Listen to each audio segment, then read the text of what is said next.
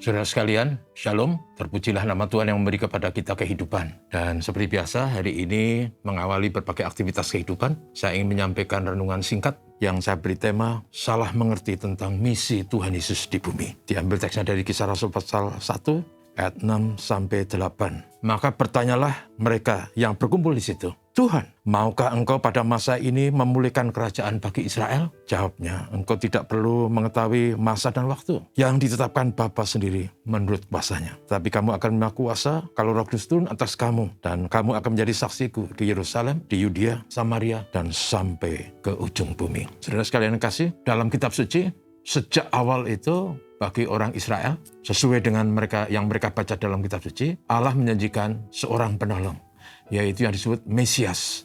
Mesias itu ada yang diurapi, bahwa Tuhan pada waktunya nanti akan mengutus Mesias yang akan membebaskan manusia dari kuasa dosa, dari kuasa iblis, sehingga manusia bisa mengenal Allah dan bersekutu dengan Allah dan hidup benar sesuai dengan kehendak Allah. Sebabnya Tuhan katakan, kamu akan diberi kuasa kalau Roh Kudus turun ke atas kamu.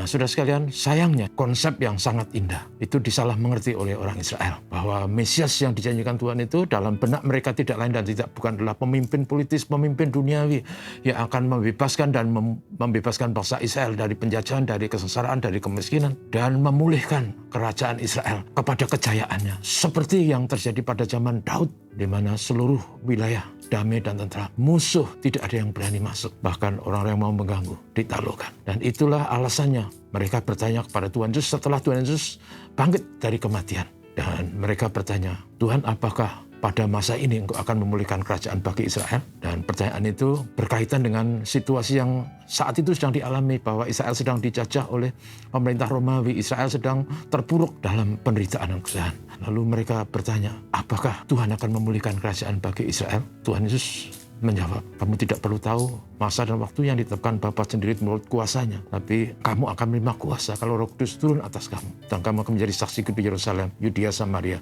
dan sampai ke ujung bumi. Saudara sekalian, apa yang dibicarakan Tuhan Yesus itu adalah bicara mengenai sesuatu yang bukan politis, bukan yang duniawi. Karena yang duniawi itu pasti binasa. Semua yang duniawi, apa yang ada di dunia ini, besok akan berakhir.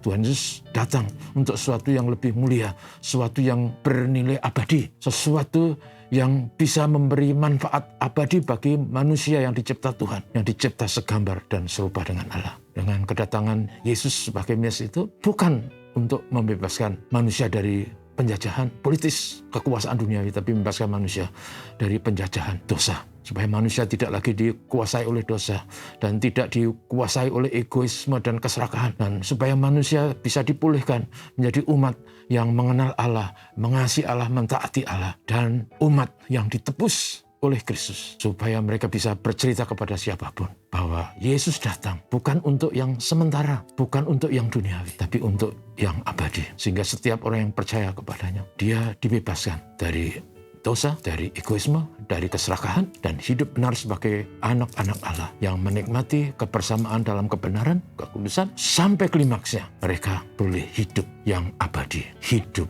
kekal. Karena untuk itulah Yesus datang sebagai Mesias untuk tujuan keabadian, untuk membawa manusia kembali kepada Sang Pencipta dan hidup bersama-sama dalam kebahagiaan, damai, dan sukacita yang abadi. Sebenarnya kita mengikut Tuhan Yesus, saudaraku, bukan semata-mata mencari dunia, karena dunia akan sirna, tapi kita ikut Yesus, mengikut Yesus apapun keadaannya, sebab Yesus datang demi dan untuk kita, umat manusia. Mari kita berdoa. Tuhan, terima kasih, walaupun orang banyak sering salah paham tentang kedatangan Mesias, kedatangan Tuhan Yesus ke bumi, tapi kami mengerti sesuai dengan rencana Allah yang abadi. Yesus datang supaya orang berdosa dipulihkan, supaya orang berdosa dibebaskan, supaya orang berdosa beroleh persekutuan dengan Tuhan dan beroleh hidup yang kekal. Itu alasannya kami mengikut Engkau, Tuhan Yesus. Tolong kami semua dalam berbagai perjuangan hidup, supaya kami didapati setia dan hidup benar sesuai kehendak-Mu. Terima kasih. Dengan ini kami tidak harus ikut salah mengerti